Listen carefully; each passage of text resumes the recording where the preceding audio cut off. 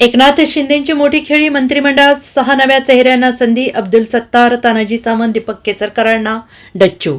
महायुती सरकारमधील नव्या मंत्र्यांचा शपथविधी सोहळा आज दुपारी पार पडणार असून 39 मंत्री शपथ घेणार आहेत आणि भाजपच्या वाट्याला मुख्यमंत्री देवेंद्र फडणवीस यांच्यासह 20 मंत्रिपदं आलेली आहेत. शिवसेनेच्या वाट्याला एकनाथ शिंदेंसह 12 मंत्रिपदे मिळणार आहेत. शिवसेनेचे 11 मंत्री आज शपथ घेणार आहेत, तर राष्ट्रवादीला अजित पवारांसह 10 खाती मिळणार आहेत. राष्ट्रवादी काँग्रेसचे 9 मंत्री आज शपथ घेतील.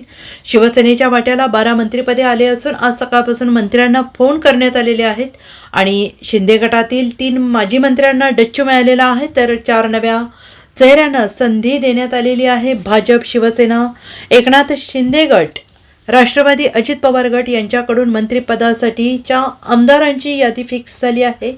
आपापल्या पक्षाकडून संभाव्य मंत्र्यांना फोन केले जात आहेत. शिंदे गटाची संभाव्य मंत्र्यांची नावे आता समोर आलेली असून माजी मंत्री तानाजी सावंत, दीपक केसरकर आणि अब्दुल सत्तार यांना डच्चू देण्यात आला आहे, तर शिंदे गटातून 6 नव्या चेहऱ्यांना मंत्रिपदाची संधी देण्यात आलेली आहे. Bureau report, SBN Marathi, Mumbai.